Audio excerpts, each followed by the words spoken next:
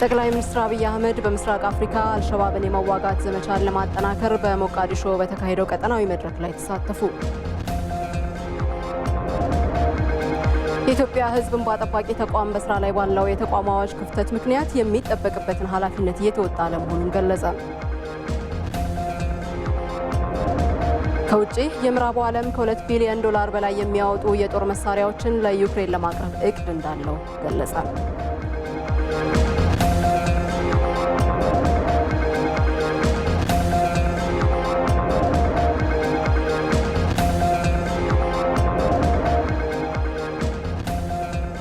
እንደምን አምሽታችኋል። በድጋሚ የተከበራችሁ ተመልካቾቻችን ከምሽቱ 2 ሰዓት ሆኗል።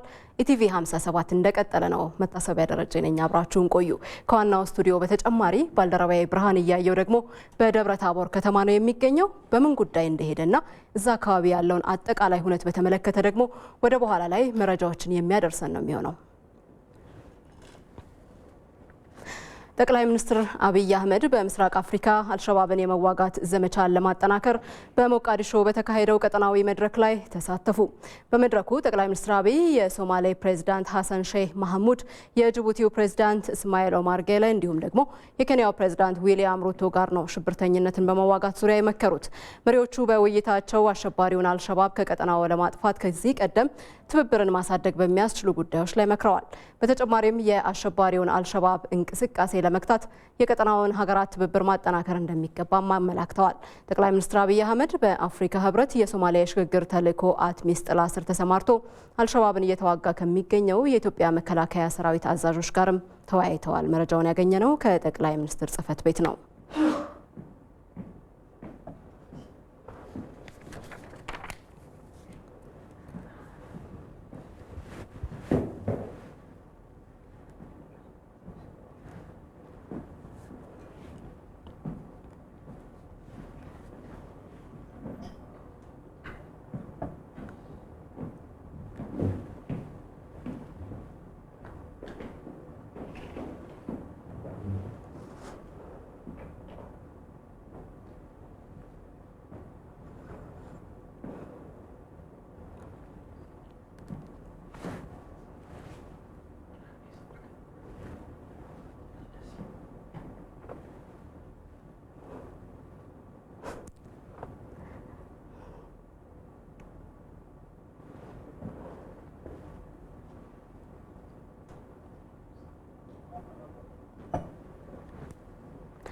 ባለፉት 6 ወራት በማክሮ ኢኮኖሚ አፈጻጸም በሀገር ውስጥ ገቢ አሰባሰብ በፐብሊክ ኢንቨስትመንትና በዋጋ ንረት ቁጥጥር በኩል የተመዘገቡ ስኬቶች ጠንካራ ኢኮኖሚ እየተገነባ መሆኑን እንደሚያመላክቱ ተጠቆመ። መንግስት የተጀመሩ የአሰራር ማሻሻያዎችን በማጠናከር የሀገር በቀል ኢኮኖሚ ሪፎርም ቁጥር 2ን ለማስጀመር በዝግጅት ላይ እንደሚገኝም ተገልጿል።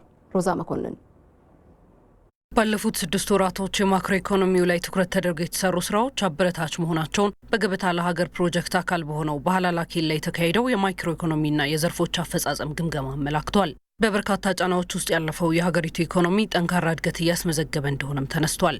በቀጣይም በየዘርፉ የበለጠ ውጤት እንዲመዘገብ አቅጣጫ የተቀመጠበት ነው።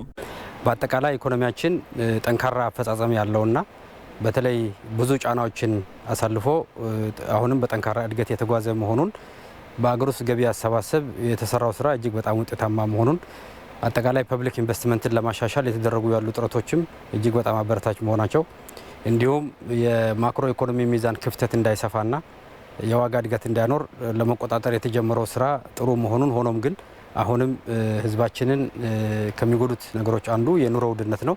ስለዚህ በዚህ ረገድ በቀጣይ 6 ወራት የተሻለ ስራ አፈጻጸም እንዲኖር ጠቅላይ ሚኒስትሩ አቅጣጫ አስቀምጠዋል። በዓለም አቀፍ ደረጃና በሀገር ውስጥ የተከሰቱ ችግሮች ለዋጋ ንረቱ አስተዋጽኦ እንደነበራቸው በግምገማው የተነሳ ሲሆን በብዝሃ ዘርፍ ኢኮኖሚው ድሎች ቢመዘገቡም የዋጋ ንረቱ ላይ ትኩረት ተደርጎ እንዲሰራ አቅጣጫ ተቀምጧል። የዋጋ ንረት ባለፉት 6 ወራት ሌላ ዓለም ላይ የመጨመር አዝማሚያ ቢኖርም እኛ ጋር በቂ ባይሆንም እየጨመረ ቢሆንም እየጨመረ ያለው በሚቀንስ ሬት ነው። ስለዚህ ያ ጎንበስ እያለ ያለውም በደንብ አድርጎ ወደ ታች አውርዶ በተለይ ዝቅተኛ ገቢ ያላቸው ተጋላጭ የሆኑ የማህበረሰብ ክፍሎቻችን ከዚህ ችግር ማላቀቅ መቻል አለብን። ባገኘናቸው ውጤቶች ሳንረካ የተሻለ ውጤት ለማምጣት መስራት አለብን። በገቢ አሰባሰብ ረገድም የተገኙ ስኬቶችን ለማስቀጠል የዘርፉ ፈተናዎች ላይ ትኩረት ማድረግ እንደሚገባ ተመላክቷል። የኮንትሮባንድ ችግር አሁንም የሴክተራችን ከፍተኛ አደጋ ሆኖ ነው እየተስተዋለ ያለው። ስለዚህ ኮንትሮባንድን ሊቀንሱ የሚችሉ አሰራሮችን መዘርጋት ከባለድርሻ አካላት ጋር ተቀናጅቶ የመስራት ስራ ተጠናክረን እንቀጥላለን። በሌላ በኩል ደግሞ በተለይ ከኦዲት ሽፋንን ከማሻሻል አኳያ የተፋጠነ የተመላሽ ስርዓት ተግባራዊ ከማድረግ አኳያ እንደዚሁ በትኩረት ይዘን የምንሰራው ነው የሚሆነው። ሁሉንም ስራዎች ግን በዋናነት የገቢ አሰባሰቡ ኦቶሜት እንዲሆን በቴክኖሎጂ የተደገፈ እንዲሆን በማድረግ ረገድ የቀጣይ ትኩረት አቅጣጫችን ይሆናል ማለት ነው። ኢኮኖሚው በጫና ውስጥ ሆኖ ጠንካራ አፈጻጸም ቢኖረውም ከህዝብ ፍላጎት አንጻር እዳ በመቀነስ ኤክስፖርትን በማሳደግና የዋጋ ንረትን የመቆጣጠር ስራዎች መከናወን እንደሚገባቸው ተገልጿል። በሀገሪቱ ሲንጓለሉ የቆዩና ጊዜ ጠብቀው የወጡ ችግሮችን በመፍታት ረገድም መንግስት ቀሪ ቤት ስራዎች እንዳሉበት ተመላክቷል። አብዛኞቹ ዘርፎች የሪፎርም አፈጻጸም በጣም ጥሩ ነው ያለው። ለምሳሌ በቅርቡ በትምህርት የተጀመረው የሪፎርም ስራ ባለፉት 10 ዓመታት የትምህርት ጥራት ላይ የተሰራው ስራ እጅግ በጣም ደካማና ውጤቱ በጣም ዝቅተኛ መሆኑን ያሳያል። ስለዚህ በቀጣይ የትምህርት ዘርፍ ኢንቨስትመንት ላይ በቀጣይ 10 ዓመት ጭምር ሰፊ ትኩረት ተደርጎ መሰራት እንዳለበት ነው የሚያሳየው። ስለዚህ በብዙ ዘርፎች የሚነሱ ችግሮች በአገሪቷ ነባር ችግሮች ናቸው። አሁን የዲሞክራሲያዊ መድረኩ በመስፋቱ የሚዲያ መድረኩ በመስፋቱ በአዲስ መልክ የተነሱ ሊመስለን ይችላል። በአብዛኛው ግን የነበሩ ችግሮች ናቸው እየተንጸባረቁ ያሉት። እነዚህ ችግሮች መንጸባረቃቸውን ደግሞ ለመፍትሄው ምቹ ሁኔታ ስለሚፈጥር ሁሉም ለመፍትሄው መረባረብ ያለበት መሆኑን የሚያሳይ ነው። ስለዚህ መንግስት ጠንካራ የልማት እድገት እንዲኖር የሀገር በቀል ኢኮኖሚ ሪፎርም ቁጥር 2 በዝግጅት ላይ ይገኛል። ይሄኛው ቶሎ ተጠናቆ የሚመለከቱ አካሎች ጋር ውይይት በማድረግ እንዲሁም ከልማት አጋሮች ጋር በመወያየት ወደ ተግባር የሚገባ ይሆናል። የኢትዮጵያ ሕዝብ እንባ ጠባቂ ተቋም በስራ ላይ ባለው የተቋሙ አዋጅ ክፍተት ምክንያት የሚጠበቅበትን ኃላፊነት እየተወጣ አለመሆኑን ገለጸ። የሕዝብ ተወካዮች ምክር ቤት ዲሞክራሲያዊ ጉዳዮች ቋሚ ኮሚቴ በሕዝብ እንባ ጠባቂ ተቋም ረቂቅ ማሻሻያ አዋጅ ላይ የውይይት መድረክ አካሂዷል። ሙሉ ግርማይ የኢትዮጵያ ሕዝብ እንባ ጠባቂ ተቋም ረቂቅ ማሻሻያ አዋጅ ላይ የሕዝብ ተወካዮች ምክር ቤት የዲሞክራሲ ጉዳዮች ቋሚ ኮሚቴ የሕዝብ መድረክ አካሂዷል። በመድረኩ ላይም የሚመለከታቸው ተቋማት ተወካዮች ተገኝተው በረቂቅ ማሻሻያ አዋጁ ላይ ውይይት ተካሂዷል። የሕዝብ እንባ ጠባቂ ተቋም ዋና ጠባቂ ዶክተር እንዳለ ኃይሌ በስራ ላይ ያለውን አዋጅ ለማሻሻል ያስፈለገበትን ምክንያቶች አብራርተዋል። የሕዝብ እንባ ጠባቂ ተቋም የቅርንጫፍ እንባ ጠባቂዎች በሕዝብ ተወካዮች ምክር ቤት ሹመት ከሚሆን ይልቅ ልምድ፣ ችሎታና የትምህርት ዝግጅት ታይቶ እንዲቀጠሩ፣ የእንባ ጠባቂዎችና የምርመራ ባለሙያዎች ያለመከሰስ መብት እንዲጠበቅ፣ በትላልቅ የግል ተቋማት ላይ የሚታዩ የአስተዳደር በደሎችን የመመርመርና የእግድ የመጣል ስልጣን እንዲያገኝ ማድረግ ለማሻሻል ያስፈለገበት ጉዳይ ውስጥ መሆናቸውንም ዋና እንባ ጠባቂው ተናግረዋል። አሁን ባለው ሁኔታ በመንግስት አስፈጻሚ አካሉ የሚደርሱ አስተዳደራዊ በደሎች ብቻ ነው እያየን ያለ ነውና ተቋሙ ከሚጠበቅበት ስራ አንጻር በተገቢ መንገድ እየሰራ ነው የሚል ነገር የለንም። የሚመለከታቸው ተቋማት ተወካዮችም በረቂቅ ማሻሻያ አዋጁ ላይ አስተያየት የሰጡ ሲሆን የሕዝብ እንባ ጠባቂ ተቋም ከመንግስት አስተዳደራዊ በደሎች ባለፈ የግሉንም የመመልከት ስልጣን ላይ በዋናነት ጥያቄዎች ከተነሱበት ጉዳዮች መካከል ነው። የግል ሴክተሮች ከሰብአዊ መብት ኮሚሽን ቁጥጥር ይደረግባቸዋል። እንደገና ደግሞ ከሌበር ዲስፒዩት ሃንድል ሜካኒዝም ጋር እንደገና ቁጥጥር ይደረግባቸዋል። አሁን ደግሞ የሕዝብ እንባ ጠባቂ ተቋም ቁጥጥር ሊያደርግ ነው። ስለዚህ የቢዝነስ ሴክተሩ ላይ ያለውን እንቅፋት የመፍጠር ወይም ምቹ የሆነ የቢዝነስ ኢንቫይሮንመንትን አለመፍጠር የሚል ጥያቄ ወይም አቤቱታ ሊነሳ ስለሚችል ከዚህ አንጻር አዋጁን ስናሻሽል አብረን አድሬስ ልናደርገው ይገባል። ማየት ያለብንም እኮ ከዜጎች መብት ከዜጎች ጥቅም አንጻር መታየት ያለበት እና ለዜጎች ጥቅም እስከሰጠ የዜጎችን መብት እስካስከበረ ጊዜ ድረስ መደረግ ያለበት ነገር መደረግ አለበት የሚል አቋም ነው ያለን። የሕዝብ እንባ ጠባቂዎችና ለምርመራ ባለሙያዎች ያለመከሰስ መብት መታየት ያለበት ሌላኛው ጉዳይ መሆኑም ተነስቷል። ኢሚኒቲው ለሁሉም የሚሰጥ ከሆነ አቢዩዝ ሊደረግ የሚችልበት ሁኔታም በጣም ሊሰፋ ይችላል። 2-3 ጊዜ እኮ የተቋማችን መርማሪዎች የሚታሰሩበት ሁኔታ ነው ያለ። ከዋና መስሪያ ቤት ፖሊስ መጥቶ ያሰረበት ሁኔታ አለ። የቁጫንም ኬዝ ማንሳት ይቻላል። በርካታ ኬዞችን ማንሳት ይቻላል። እነዚህ ጉዳዮች አይደለም እንታሰራለን ብለንም መስራት ከሚገባን ስራዎች ወደ ኋላ የምንልበት ሁኔታ የለም። ግን ኮንፊደንስ ይሰጣል። ዓለም አቀፍ ፕሪንሲፕል ነው። የእንባ ጠባቂ ተቋም የእግድ ስልጣን እንዲኖረው ማድረግ የፍርድ ቤቶችን ስልጣን ይጋፋል የሚል ጥያቄ የተነሳበት ሲሆን አስፈላጊነቱ ላይም ማብራሪያ ተሰጥቷል። እግድ ያው የጁዲሻል ፓወር ነው ወይም ደግሞ የዳኝነት ስልጣን ነውና ለአፈጻጸም እንዳያስቸግረን ጥንቃቄ ማድረግ ያስፈልጋል። የዓለም አቀፉም ተሞክሮ የሚያሳየው ኢቨን ወደ ተቋማችን የሚመጡ ኬዞችን ብታዩ አይደለም 30 ቀን 2 ዓመት እግድ መስጠት ይገባቸዋል የሚል እንትን እንደምትሰጡን እርግጠኛ ነን። 2 ቀን እኮ ያልሞላት መጫት ውስጥ ተኝታ ቤት የሚፈርስባት አገር ውስጥ ነው ያለነው እኮ። የኢትዮጵያ ሕዝብ እንባ ጠባቂ ተቋም ሰራተኞች ጥቅማ ጥቅም ጉዳይም ከሕዝብ ተወካዮች ምክር ቤት ይልቅ በሕዝብ እንባ ጠባቂ ጉባኤ እንዲታይ ማድረግም አዋጁን ለማሻሻል ካስፈለጉበት ምክንያት ጉዳዮች ውስጥም ይገኝበታል።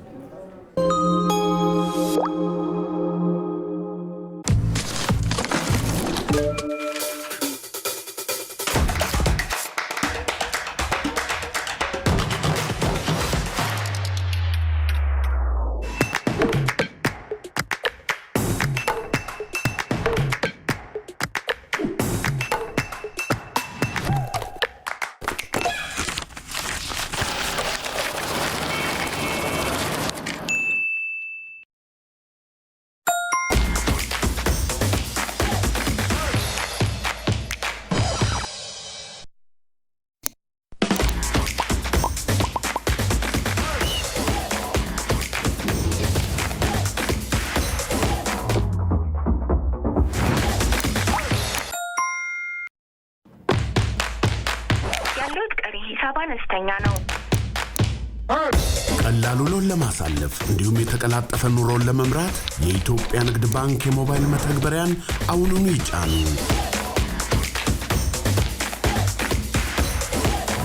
የኢትዮጵያ ንግድ ባንክ ሁሌም የሚተማመኑበት ባንክ። ኢቲቪ 57 ቀጥሏል። ጥፋተኞችንና ጥፋትን በመቀነስ ብዝሃነትን ታሳቢ ያደረገ ሀገር ለመገንባት የሁሉም ዜጋ ተሳትፎ ወሳኝ ነው ሲሉ የአዲስ አበባ ከተማ ከንቲባ አዳነች አቤቤ ተናገሩ። የአዲስ አበባ ከተማ ነዋሪ ተወካዮች በሀገር ጉዳይ ላይ ምክክር አካሂደዋል። መቅደላዊት ደረጀ የአዲስ ሚዲያ ኔትወርክን ዘገባ እንደሚከተለው ታቀርበዋለች።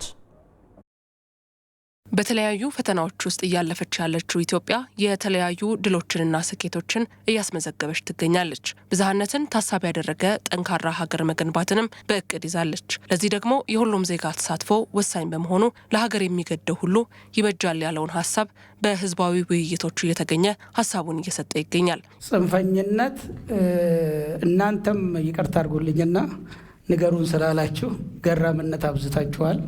ከገራምነት ውጡና ጠንከር በሉ። እንደ ፈረንሳይ አካባቢ ከፍተኛ የሆነ መሬት ወረራ አለ፣ በደንብ የሚታወቅ። ይሄን የመሬት ወረራ ሲወረር ዝም ተባለ፣ ሲሸጥ ዝም ተባለ። አሁን ቤት መሰራት ሲጀምር ሻጩም ገዢውም በተመሳሳይ ለጦርነት የሚፈላለጉበት ሰዓት ደርሰዋል። አዲስ አበባ ላይ የስራ ዕድል መፍጠር በአሁኑ ታይም ትንሽ ኦፖርቹኒቲ ክሎዝድ ነው። ለምንድን ነው ስንል አንደኛ መሬት ወራሪዎች በዝተዋል። ስለዚህ ላባጆ እንኳን መደራጀት የማንችልበት ታይም ላይ ደርሷል እያለ ወጣቱ ደርሰናል ማለት ነው። ህጉ ጠበቅ ካለች ልማቱ ይለማል። ህጉ ጠበቅ ካለ ረባሹ አይበዛም። ህጉ ጠበቅ ካለ እንደፈለገው መናገር እዚህ ጋር ዳቦ በልቶ ድንጋይ በልቼ መጣሁ የሚል ሰው አይኖርም። ትኩረት ሊሰጠው ይገባል ብዬ ማስበው እንደ አዲስ አበባ ኑሮ ውድነት ላይ ነው። ከዚህ በፊት ሲቀርብ የነበረው በትንሹ እንኳን ብንወስድ ስኳርና ዘይት እንኳን አሁን በጣም ተቸግሯል አዲስ አበባ። የአዲስ አበባ ከተማ ነዋሪዎች በሀገር ጉዳይ በመከሩበት ህዝባዊ ውይይት ላይ የብልጽግና ፓርቲ ምክትል ፕሬዚዳንትና የጽህፈት ቤቱ ኃላፊ አቶ አደም ፋራህና የአዲስ አበባ ከተማ ከንቲባ አዳነች አቤቤ ከነዋሪዎቹ የተነሱ ጥያቄዎች ላይ ምላሽ ሰጥተዋል። እንደ ሀገር የጀመርናቸው አሉ። በሁሉም ዘርፎች በተለይ ግብርና ላይ በስንዴ ትልቅ አቅም አለን። ያንን አቅም ለመጠቀም የጀመርነው አለ፣ እሱን አጠናክረን እንቀጥላለን። በአትክልትና ፍራፍሬ ትልቅ አቅም አለ፣ እሱን አጠናክረን እንቀጥላለን። በሌሎች ዘርፎችም ምርቶችም እንደዚሁ የተጀማመሩ ስራዎች አሉ። እነዛን አጠናክሮ መሄድ ነው። 3 ነገሮችን እንደ መርሆ ይዞ መሄድ፣ ፍጥነት፣ ጥራት፣ ዘላቂነት። የፍትህ ስርዓቱን እንፈትሽ እናስተካክል ያላችሁ ትክክል ነው። የህዝብ ተወካዮች ምክር ቤት ከዳኝነት አካላት ከፍትህ አካላት ጋር በመሆን ሪፎርም ተጀምሯል። እሱ ተጠናክሮ ይቀጥላል። የስራ ዕድል ጋራ ብዙ አንስታችኋል። የስራ ዕድል ትክክል ነው። አሁንም በሰፊው የስራ ዕድል መፍጠር አለብን። መሬት ወረራ ላይ ብዙ ስራ ተሰርቷል ለማስቀረት በተለይ ከ1000 ሄክታር 10 ሚሊዮን ካሬ በላይ የሚሆን መሬት የተወረረ ወደ ባንክ መልሰናል ከ97 ጀምሮ።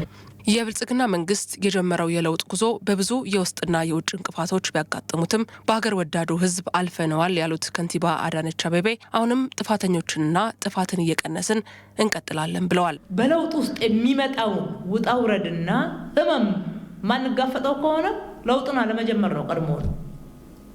ለውጥን ከጀመርነው ግን በዚህ ውስጥ ማለፍ ግድ ነበር። ነገር ግን ለውጡ አልጋ ባልጋ ይሆናል ብለን ደግሞ ያሰብን ሞኞች አልነበርንም።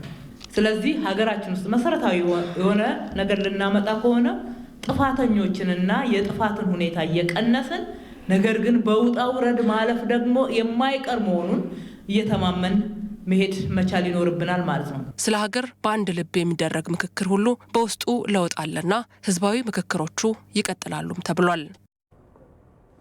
አዲስ ለሚመሰረተው ደቡብ ኢትዮጵያ ክልል በወላይታ ሶዶ ከተማ የማጠቃለያ ምርጫ ቅስቀሳ ተካሂዷል። ህዝበ ውሳኔው ሰላማዊ በሆነ መንገድ እንዲጠናቀቅ ህብረተሰቡ ከጸጥታ አካላት ጋር ሊሰራ ይገባልም ነው የተባለው። ኤልሻላይ ወንድማገኝ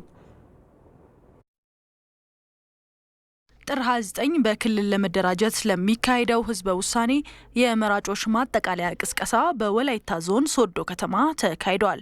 በምርጫው ቅስቀሳ ላይ ህብረተሰቡ የወሰደውን የምርጫ ካርድ አገልግሎት ላይ በአግባቡ እንዲውል ህዝቡም የራሱን መብት በራሱ መወሰን እንዳለበትና የምርጫ ሂደቱን በሰላም እንዲጠናቀቅ ሁሉም ባለድርሻ አካላት በአግባቡ ኃላፊነታቸውን ሊወጡ እንደሚገባ ጥሪ ቀርቧል። በድምጽ አሰጣጥ ሂደቱ ፍትሐዊና ተአማኒነት ያለው ድምጽ ውሳኔ እንዲደረግ ሁሉም መራጮች ዲሞክራሲያዊ መብታቸውን ተግባራዊ እንዲያደርጉ የሶዶ ከተማ ከንቲባ አቶ ተመስገን አለማየሁ በምርጫ ቅስቀሳ ላይ ገልጸዋል። ህዝቦች ፍላጎታቸውን በቀጥታ መወሰን ሲፈልጉና በቀጥታ መወሰን የሚያስፈልግ ሁኔታዎች ሲከሰቱ የሚደረግ ምርጫ በመሆኑ ይሄንን ማድረግ ካርድ የወሰድን ሁላችንም በሙሉ በነቂስ ወጥተው ድምጻቸውን እንዲሰጡ ጥሬን ለማስተላለፍ ፈልጋለሁ።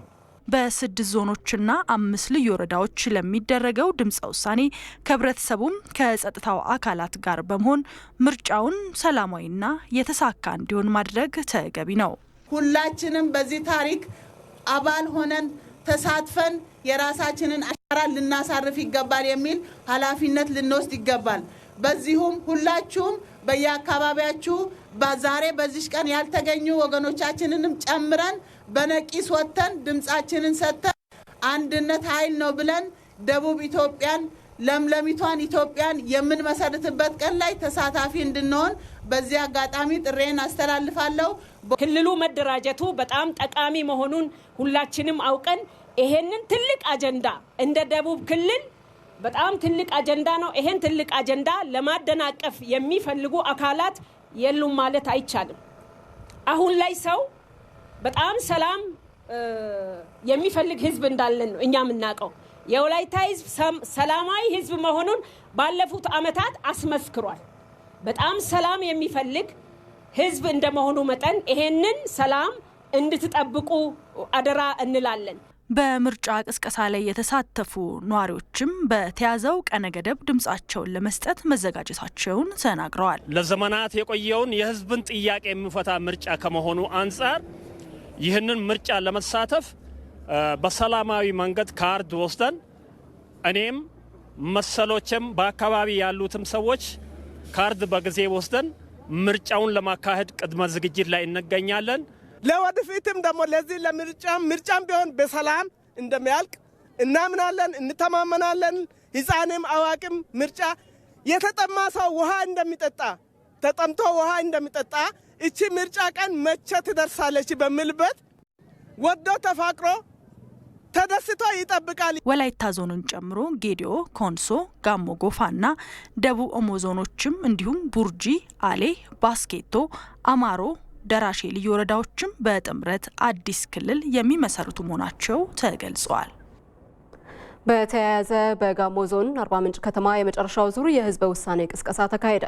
በደቡብ ብሔር ብሔረሰቦችና ህዝቦች ክልል የጋሞ ጎፋ፣ ወላይታ፣ ጌዲዮ፣ ኮንሶ፣ ደቡብ ኦሞ ዞኖች እንዲሁም የአማሮ፣ አሊ፣ ቡርጂ፣ ባስኬቶ፣ ደራሼ ወረዳዎች በሚመሰርቱት የደቡብ ኢትዮጵያ ክልል ህዝበ ውሳኔ ቅስቀሳ ላይ የተገኙት የአርባ ምንጭ ከተማ ከንቲባ ማርቆስ ማቴዎስ የምርጫ ሂደቱ ሰላማዊ ሆኖ እንዲጠናቀቅ ጥሪ አቅርበዋል። በቅስቀሳው የተገኙት የከተማዋ ነዋሪዎች በበኩላቸው አርባ ምንጭ ከዚህ በፊት ከሌሎች ዞኖችና ወረዳዎች ጋር በጋራ በሰላም እንደኖሩት ሁሉ ህገ መንግስታዊ መብታቸውን ተጠቅመው አዲስ ክልል ለመመስረት እንቅስቃሴ እያደረጉ መሆኑን አስታውቀዋል።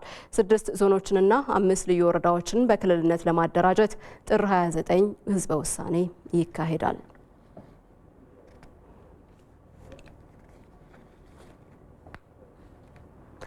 በሰሜን ኢትዮጵያ የተፈጠረውን ግጭት ለመፍታት የተፈረመው ስምምነት ፋይዳው ከኢትዮጵያ አልፎ ለቀጠናው የሚተርፍ መሆኑን የምስራቅ አፍሪካ የልማት በየነ መንግስታት ድርጅት ኢጋድ ዋና ጸሐፊ ዶክተር ወርቅነህ ገበየሁ አስታወቁ። ዋና ጸሐፊው በኬንያ ሞምባሳ ባደረጉት ዓመታዊ ንግግራቸው ነው ይህንን የገለጹት። ወንደሰን አፈወርቅ መቀመጫውን ጅቡቲ ያደረገው የምስራቅ አፍሪካ የልማት በየነ መንግስታት ድርጅት ኢጋድ በቀጠናው የተለያዩ ተግባራትን እያከናወነ ይገኛል። የድርጅቱ ዋና ጸሐፊ ዶክተር ወርቅነህ ገበየሁ ዛሬ በኬንያ ሞምባሳ ባደረጉት ዓመታዊ ንግግራቸው ኢጋድ በቀጠናው ሰላም፣ ደህንነት፣ መረጋጋት እንዲሰፍን እየሰራ መሆኑን ተናግረዋል። ቀጠናው አካባቢያዊና ዓለም አቀፋዊ መልክ የነበራቸው የሰላምና ጸጥታ ችግሮች ባለፉት 2 ዓመታት ማጋጠማቸውን ያነሱት ዋና ጸሐፊው በኢትዮጵያ የነበረውን ጦርነት ለመግታትና ሰላም እንዲመጣ ለማስቻል ኢጋድ የራሱን ሚና መጫወቱን አንስተዋል። በተደረገው ጥረትም የተፈረመው የሰላም ስምምነት ፋይዳ ኢትዮጵያን የሚሻገር መሆኑንም ተናግረዋል። This historical agreement, Your Excellencies, is a signal ይህ ታሪካዊ ስምምነት የኢትዮጵያ ብቻ ሳይሆን ለቀጠናውና ለተቀረው ዓለም አንድነትን የማጠናከርናም ወደ ትብብር የማምጣት ምልክት ነው። ሌላኛው በዋና ጸሐፊው ሰላምና ደህንነትን በቀጠናው ለማረጋገጥ በሀገራት መሪዎች ቁርጠኝነት የታየበትና የኢጋድ ሚናን ያሳየ ነው ተብሎ የተጠቀሰው የኢትዮጵያና የሱዳን የድንበር አለመግባባት ጉዳይ ነው። የኢትዮጵያና የሱዳን መሪዎች ኢጋድ በኬንያ በነበረው መድረክ ላይ ተገናኝተው መወያየታቸውና እሱን ተከትሎ የመጣው ለውጥ የሚፈጠሩ አለመግባባቶችን አፍሪካዊ መፍትሄ መስጠት እንደሚቻል ማሳያ ነውም ብለዋል።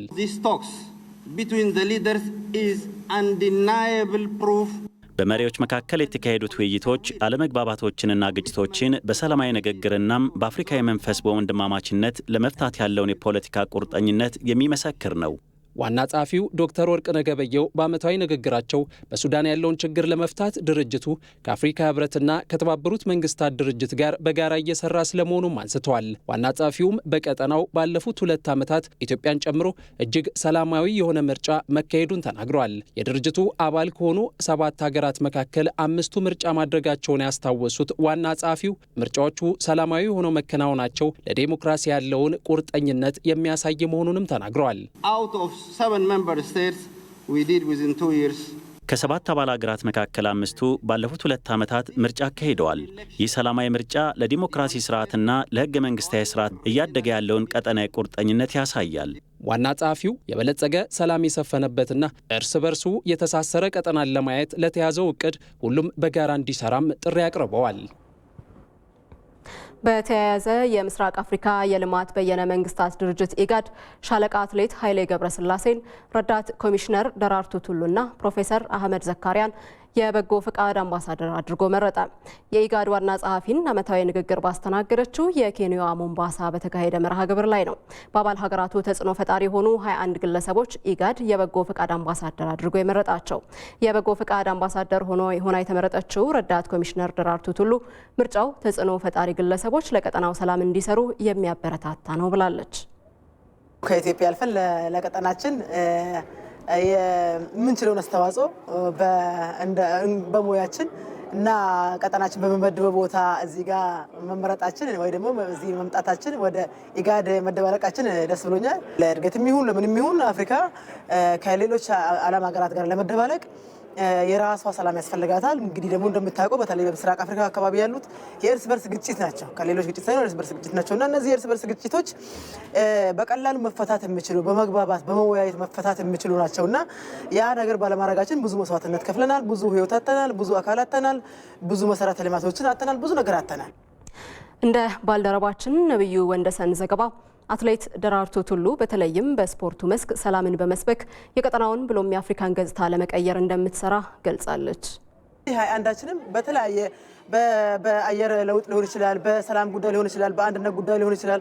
በተለያየ ጉዳይ በምንመደብበት ሁሉ የተሻለ ለመስራት የተሻለ ለማድረግ ሁላችንም ዝግጁነታችንን አንድ ተወካይ ከኛ መሀል ኬንያ ወጥቶ ተናግሯልና ስለዚህ በተቻለ መጠን በተለይ ደግሞ በሰላሙ ጉዳይ በስፖርቱ ጉዳይ እኔ በቆራጥነት እሰራለሁ ብዬ ገምታለሁ። እግዚአብሔር ይርዳንና ስለዚህ ለአፍሪካ ሰላም፣ ለኢትዮጵያ ሰላም፣ ለሁሉም ሰላም አንድነት፣ ሰላም ወሳኝነት ነው። መነጋገር፣ መወያየት ወሳኝነት አለውና ሰላሙን ሁሉ ለሀገሬ ለኢትዮጵያ ይመኛለሁ። ሰላሙን ሁሉ ለአፍሪካችን ለዓለም ሁሉ እመኛለሁ። ኢቲቪ 57 እንደቀጠለ ነው። ካፍታ በኋላ ስንመለስ ደግሞ አካል ጉዳተኝነት ሳይገድባት የራስ ዳሸን ተራራን በ2 ሳምንት ውስጥ የወጣችውን የአዲስ አበባ ነዋሪ እናስተዋውቃችኋለን።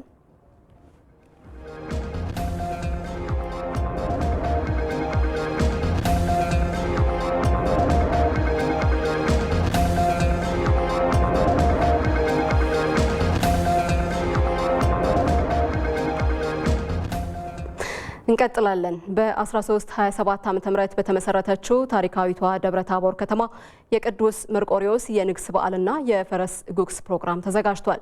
በዚህ ሃይማኖታዊና ህዝባዊ በዓል ላይ ለመታደምና ለማክበርም ከሁሉም የሀገሪቱ አካባቢዎች ጥሪ የተደረገላቸው እንግዶች በከተማዋ ተገኝተዋል።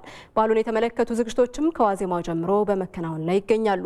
ባህላችን ለሁለንተናዊ ልማታችን በሚል መሪ ቃልም የደብረ ታቦር ዩኒቨርሲቲ ከከተማ አስተዳደሩ ጋር በመተባበር ጥናታዊ ጽሑፍ አቅርቧል። በዓሉ ከሃይማኖታዊ ባለፈ የህዝብና የመንግስት መቀራረብ የሚገለጽበት ዝግጅት መሆኑን በደብረ ታቦር ዩኒቨርሲቲ የፎክሎር መምህር የሆኑት ማናዬ ተሰማ ተናግረዋል። ሰዎች የጦር ትዕምርት የሚመስሉ ጉግሶችን ጉግስ ማለት ይሄ እንጨቱ የሚወራወሩበት እንጨቱ ነው፣ ጦሩ ነው። እሱ ደግሞ ለጦር ትዕምርት ነውና ለዛ የሚሆኑ ጉዳዮችን ይዘው ፍጹም እርስ በርሳቸው አንዱ አንዱን እያሳደደ ለማሸነፍ ላለመሸነፍ የሚደረጉ ትግሎችን የሚያሳይ ባህል እንደሆነ ተመልክተናል። ይሄም በገድሉ ውስጥ በትክክል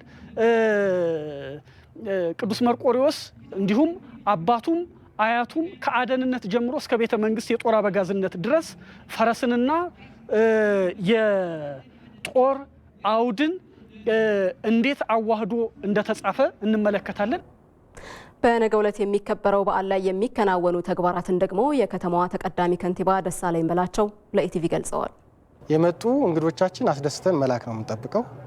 ቀጥሎ ደግሞ ከተማው ምን አይነት አቅም እንዳለው፣ ምን አይነት የኢንቨስትመንት አማራጮች እንዳሉት፣ ህዝቡ ምን ያህል የኢንቨስትመንት ልማት እንደተጠማ በማሳየት አቅሙን ከተማውን በማየት በመግለጽ እና ያለን ዝግጁነት ህሌናዊ ነባራዊ ሁኔታን በመግለጽ ኢንቨስትመንትን እንድንስብ እንድናስፋፋ ብዙ ባለሀብቶች ለምተው አልምተው ሰርተው ሀገር የሚጠቅሙ ይመጣሉ ብለን ስለምናስብ እየመጡም ስለሆነ እነሱ ጋር በተወሰነ መልኩ በአንጻራዊነት የሚነቃቃበት ሁኔታ ይፈጠራል ብለን እናስባለን።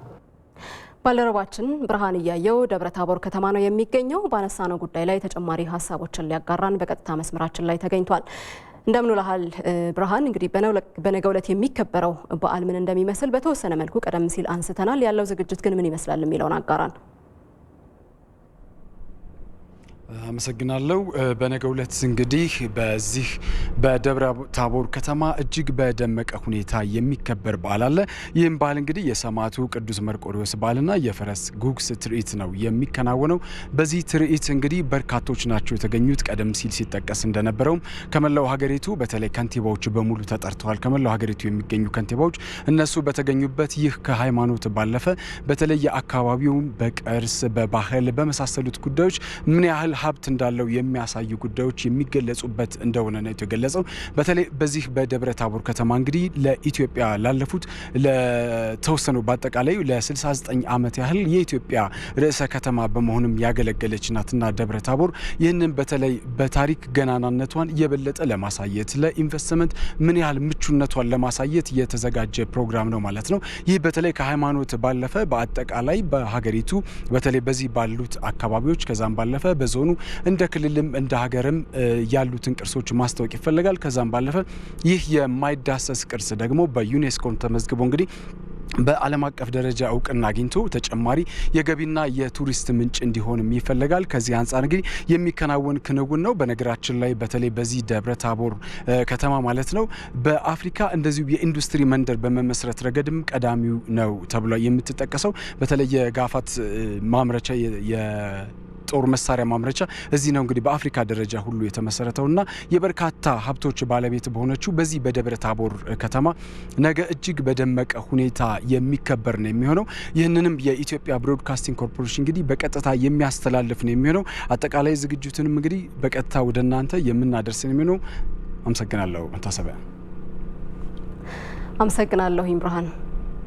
ዜናዎቻችን ይቀጥላሉ። አሁን ደግሞ ቀደም ሲል ወደ ጠቆምናችሁ አንድ ጉዳይ ነው የምናሻግራችሁ። የአዲስ አበባ ከተማ ነዋሪ ናት። እመቤት አሌ ትባላለች። የዊልቸር ቅርጫት ኳስ ተጫዋችም ናት። የራስ ዳሸን ተራራን በ2 ሳምንት ውስጥ እንደወጣችም ትናገራለች። የተለያዩ እንቅስቃሴዎችን በብቃት የምታከናውን ሲሆን አካል ጉዳተኝነት ምንም ከማድረግ እንደማያግድም ትገልጻለች። ከራስ አንደበት ተሞክሯን እንከታተል።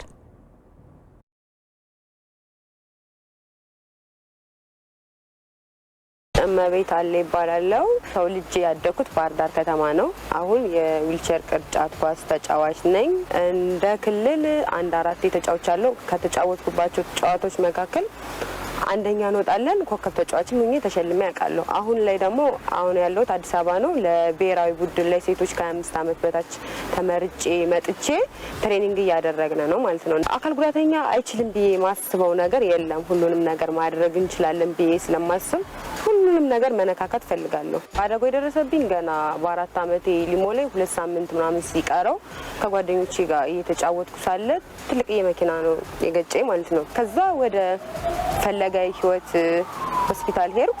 2 እግሮቼ ገና ህፃን ስለነበሩ እዛው ነው ሆስፒታል እስከሚሄድም አልቆዩም። ከዛው ነው አጥንቶቼ የተሰባበሩት ማለት ነው። ገና ህፃንም ስለነበሩ በራሴ እተማመናለሁ። ሰውም ደግሞ መንገድ ላይ ምናምን ሲያገኘኝ ጎበዝ በርቺ ምናምን ነው የሚለኝ እንጂ ይሄን ያለ እንደዚህ ለምን አታደርጊ ምናምን የሚለኝ ሰው አጋጥሞኝ አያውቅም። ያበረታታኛል ሰውም ማለት ነው። እንደምትችል እንደምትሰራ ጭንቅላትን ማሳመን አለበት። ወደ ኋላ መዋኘት እችላለሁ፣ መዝለልም እችላለሁ። ራስ ዳሽን ተራራ የወጣሁት የዛሬ 3 ዓመት ነው። እንግሊዛዊ አሌክስ ሉዊስ የሚባል አለ። እጅ 2 እግርም 2 እጅም የሌለው ማለት ነው። ለ2 ሳምንት ያህል ጉዞ በጣም ከባድ ነበር ብታይ። በዛ ላይ ሴትነቱም አለ፣ ሽንት ቤቱም አይመችም እና ደግሞ ድንኳን ውስጥ ነው የምታድረው። የለም ምግብም የዚያን ያህል የለም። ፓስታ ሩዝ ምናምን ነው እና እኛ ደግሞ የለመድነው እንጀራ ነው። በጣም ከባድ ነው የነበርና ከ2 ሳምንት በኋላ ራስ ዳሽን ተራራ ደረስ ነው ማለት ነው። ሱሪ ራሱ የታችኛው ክፍል እስከ መቀደድ በረዶ ነው የነበር። ሳሮች አልታጨዱም። እንትኑ ይሄ ሰውነቴ ክፍል ራሱ በረዶ የማያዝ እንትን ነበረውና ጤዘው ምናምን አለ። እንትኑ ራሱ ይሄ ድንጋይ ይወጋኝ ነበር፣ ግን ያ ነገር ምንም አይሰማኝም ነበር። ጥንካሬ ምናምን ስላለ ያ ነገር አይሰማኝም ነበር። ራስ ዳሽን ተራራ እኔ በገመድ ጎትተው ነበር ማውጣት የፈለጉ ማለት ነው፣ ተራራው ማለት ነው። ግን ያን ነገር እሱ አሌክስ ሉዊስ በገመድ ተጎትቶ ነው የወጣውና በዚህ ጎተን ነው የምናስወጣሽ ምናምን ሲሉኝ አልፈልግም። ለምን እንደዚህ እወጣለሁ? እናንተ በወጣችሁበት ነው መውጣት የሚፈልግ ነው ያልኳቸው እና ጉዳት አልቦች በወጡበት ሁሉም ሰው በወጣበት መንገድ ነው በራሴ በእጄ ማለት ነው የወጣሁታችን ብንጠቀም አስተሳሰባችን ሰፋ አድርገን ብናይ እላለሁ። ምናልባት እግር ድጋፍ ቢደረግልኝ የሆነ ሆልቸር ብቻ ሳይሆን ቁሜ በድም ሌላ ነገር ለማድረግም ሆነ ለትራንስፖርትም ሆነ እግር ድጋፍ ቢደረግልኝ ብዬ አስባለሁ።